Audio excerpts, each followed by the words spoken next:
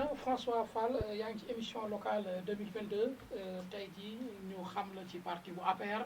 waaye ngay jàppale réew Ngor à travers Massamba Diop di candidat pour commune Thiès Nord tey ñu bàyyi d'abord nga nuyoo. waaw ñu ngi lay fay Ka Omar di nuyu bu baax di nuyu tous les internautes bu Actu Thiès di nuyu waale ñëpp di nuyu suñu ay xaritu bopp suñuy mbokk di nuyu toute la population thiessoise et du Sénégal. alors très bien laaj bi njëkk bi rek mooy François ginnaaw ñeenti fan campagne bi ubbi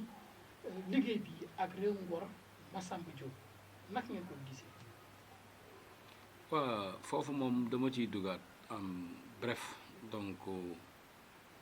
man kenn investiruma ci liste je ne suis pas investi dans aucune liste à Thiès rawatina réewum Ngor boobu mais il se trouve que ci sama gëm-gëm ak ci sama kàddu démb tey door a ñëw dama gëmoon ni on doit changer ce système de gestion locale bi nga xam ni moo fi existé de presque plus de 20 ans ou 20 ans donc loolu lu ñu war a changer la ci kaw loolu nag man yàlla dogal na ni tooguma ba élection bi des weer ou 2 mois ma wax ko ba ma ko dalee wax ëpp na 1 an may wax naan membre APR la loolu kenn natable wu ko waaye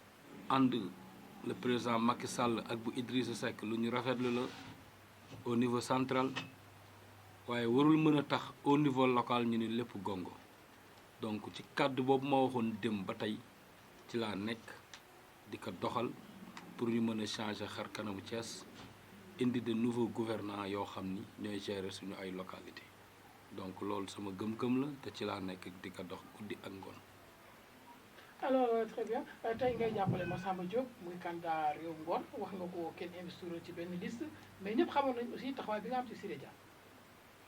waaw loolu natable wuñ ko loolu moom mooy géej gi am na ndox Siré Dia c'est mon père moom indi APR lépp lu ñu am ci parti bi APR moom la te ba tey ñu ngi ak moom génnuñu ci parti bi man génnuma ci parti bi génnuma ci maa ngi ci parti bi waaye dafa fekk ni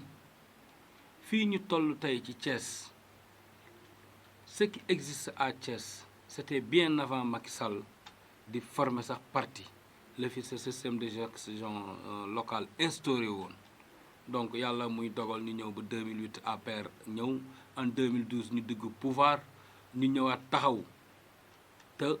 dinaa rappeler leen aussi gis nga waa réew mi amuñu woon adversaire opposition fii ci biir Thiès yi leen doon dégriner parce que ñoom ci biir opposition la nekkoon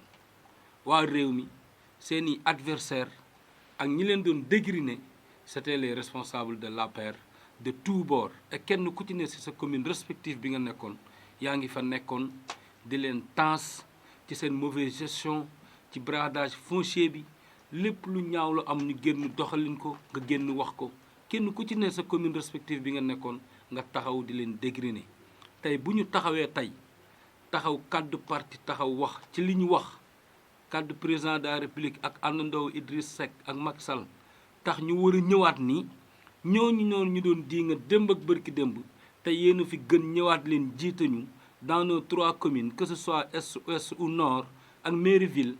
am na ñoo xam duñu mën a nangu loolu man bu dee tënku ci kàddu parti mooy tax loolu nga génne sa ngor ànd ci parti moomu loolu ci man parce que dina dem ba toll foo xam ne fi ñu toll nii ce n'est plus une question de parti c'est de sauver Thiès et bu ñuy sauver Thiès nag notion première bi mooy doomu Thiès jug taxaw te ñun ñu taxaw tey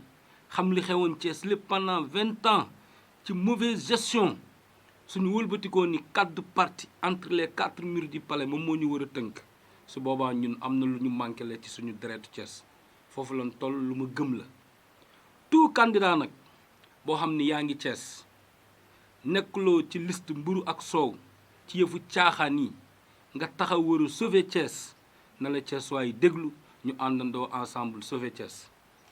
donc loolu lu ma gëm la. loolu nga gëm alors très bien kon tey nord bi Massamba Diop seen diggante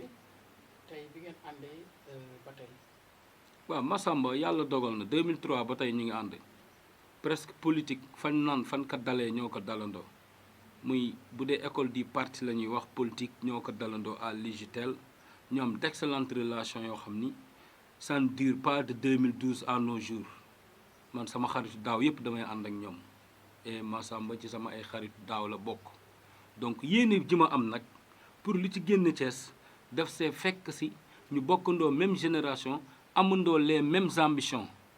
kon xooluma woon parti la ne ak ban couleur parti lay nekk ban couleur parti lay sol non non non ce qui est en face de moi c'est de sauver encore Thiès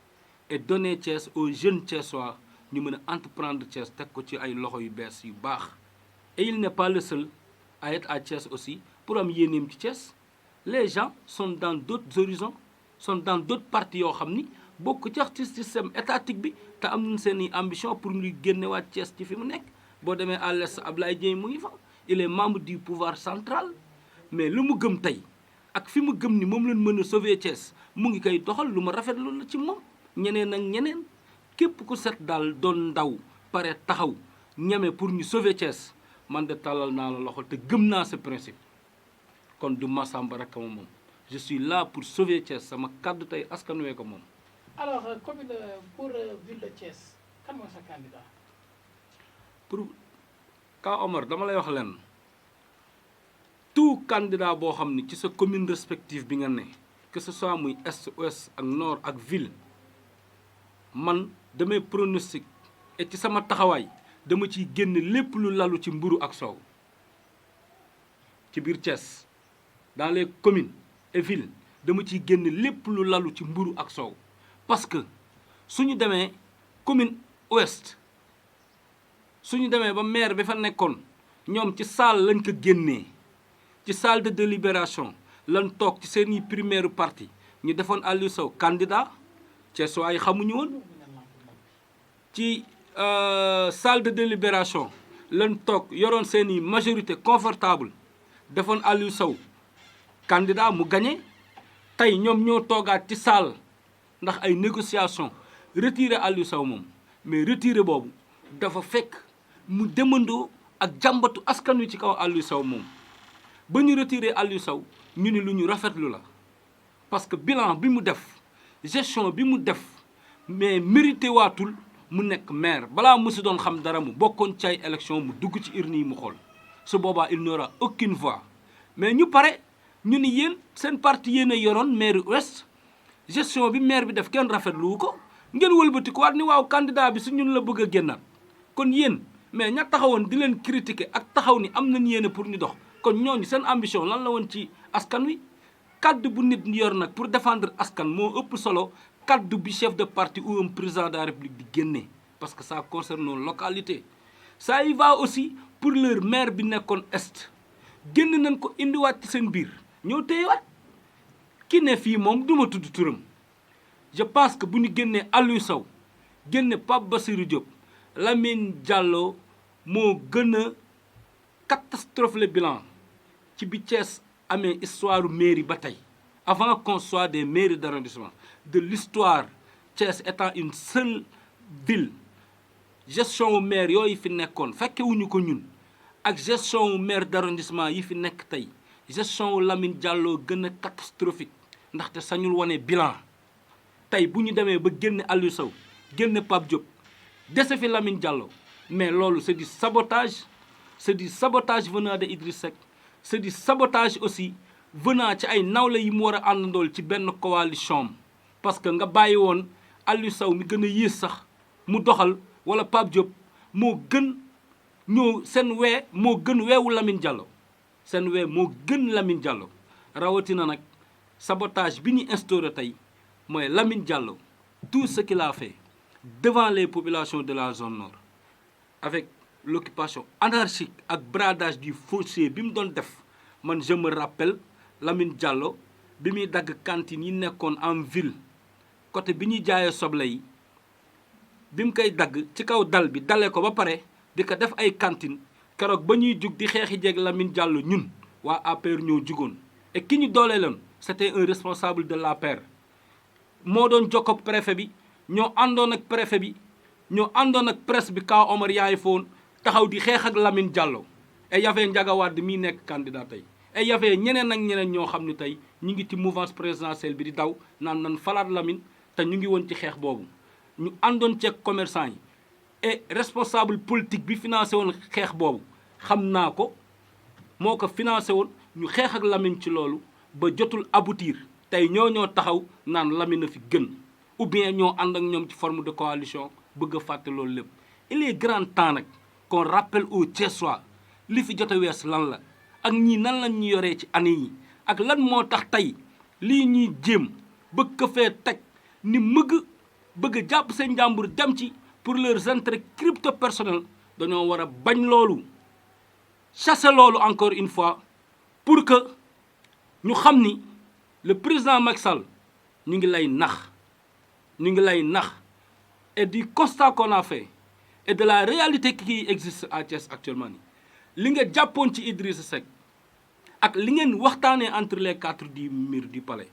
ak li xew sur la réalité sur le terrain c'est diamétralement opposé et les Thiessois tey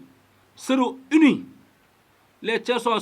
monsieur le président de la République seront unis autour d'un seul homme pour changer ce système de gestion locale te buñ ko changer nag yow yaay ñàkk ci sa daraja ndax buñ leen gañee mel na ni gañe nañ la yow te on va les battre parce que Thiès souffre et Thiès va mal avec ce mauvais système qui a duré plus d'une vingtaine d'années donc le président Macky Sall foo mën a nekk ci àdduna xippiwaatal ak say bët lan la wax ak li xew Thiès bokkul ils ne sont plus majoritaires te loolu au soir du 23 janvier di nga ci teg sa bët di nga ko ràññee on va les battre ici à Thiès.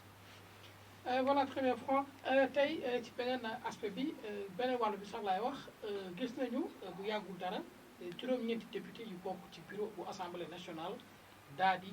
delloo ginnaaw wala boog rejeté li nga xam ne moo doon projet de loi boo xam ne dañ doon fas yéene def li nga xamante ne mooy acte contre nature bi comme ni ñu ko waxee góor jigéen dañ ko doon def crime. mu mel ni am na ay député yu lànk ba tëdd ci suuf. li ni mel duñ ko sax xool ci table bu koy signé. waaw loolu déjà lu ma rafetluwul la rafetluwuma ko ndaxte le Sénégal est un pays laïque dëgg la mais am na pays laïque yoo xam ni sax wala ñun ñi nekk musulman dominant ñun nanguwuñu góor jigéen am na fooy dem ci christianisme bi nanguwuñu pratique boobu ci bible bi donc am na loo xam ne buñ ci sukkandikoo ñun ñu boole laïque boobu ñu ni dëgg la ñu xool nature ñan lan ak société bi ñu ne li ñu composé kon loolu du lu ñuy nangu et je vous dis député yi taxaw muy ces 9 députés là nga xam ni plénière bi mënul am ndax ci seen tur la jaaree nan xam ni ëllëg ñoom ak askan la yu le te nag ci contexte bi mu amee tey tu écoutes la rajo da ngay déglu rajo yi di xool site internet yi am na ñoo xam ne tey seen dëkk xamuñu lu fa manqué pour élection locale yi nan lañu war a faree seen maire xamuñu ko les gens tey s'accentuent autour de cette actualité là le phénomène des góor jigéen pour dire que ni on doit pas on ne votera pas la liste de Macky Sall donc loolu c'est quelque chose boo xam ni ci moment bi mu xewee dina bokkaat li endommagé lewaat élection yi te sëriñ daara yi ñu ngi ci boroom xam-xamu diine yi ñu ngi ci te ñun bu lenn weesul suñu nitu diine yi ñoo nekk ci suñu kanam ba pare politique door a ñëw politique luy tax ñu mën a aar suñu gox la ba pare mu door a ñëw waaye nag li yàlla wax ak li diine wax ak suñu niti diine yi liñ ciy wax loolu moo jiitu suñu kanam ak politique bi segam nanguwuñ ko teg ko ci li yàlla wax ñu nit duñ ko mën a nangu dañuy wéeru ci li ñu wax ci suñu aqulaay taala ndax li yàlla wax li ci alxuraan bi moo jiitu kon pratique boobu nanguwuñu ko il doit revenir à la raison de voter cette loi bokkuma ci nag bañ cee bokk gën nan voter loi bi mu dalandoo ci kaw ñëpp parce que loolu nag mu ngi commencer di endommager cette société kon ci kaw loolu dañ ciy woowaat le président de la République du Macky Sall mu waxaata nga majoritaire am bi nga xamante ni tudd na leen ci ñu mën a tegaat loolu teg ko loi criminaliser ko ñu mën ko doxee Sénégal tegu ci ay charte yu baax a baax a baax ñu mën a daw ces mauvaises pratiques. très bien kàddu gu mujj gi. waaw ñu ngi sant ak di gërëm di sant ñëpp aussi di gërëm ñëpp parce que tey ce qui se passe à Thiès, les populations se lèvent autour d'un seul homme au changement.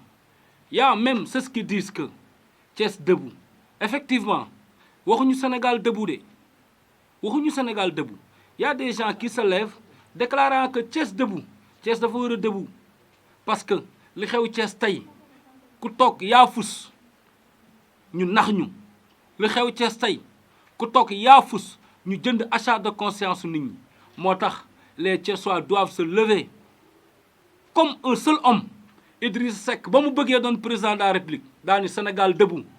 ku mën a yee Sénégal debout sur les 57 départements benn nga ci mënoon a gagné naan debout da nga doon nax sa bopp. Tey nag il est temps nous Thiessois population des 3 communes et de la ville de se lever autour d'un seul homme. Vous chassez avec votre soi-disant pouvoir que vous êtes en train de créer di nax Thiessois yi ñuy sàcc alalu nit ñi di jënd ngoru nit ñi loolu duñu ko nangu. On doit se lever pour taxaw chasser loolu au soir du 23 janvier ñu tegaat Thiès dans de nouveaux rails. Et je souhaite que aussi sama bëgg-bëgg la su ma sañoon Ablaye Dieye gagné commune Est su ma sañoon Massamba Diop gagné commune Nord parce que li ma gëm bokk na ak seen programme ak gëm-gëm bi ñu am ñu mën a doxal Thiès ci ay nouvelles bases loolu lu ma gëm la. maa ngi lay sant Ka Omar di la gërëm di gërëm waa site bi ñëpp di gërëm ñëpp aussi merci beaucoup jërëjëf.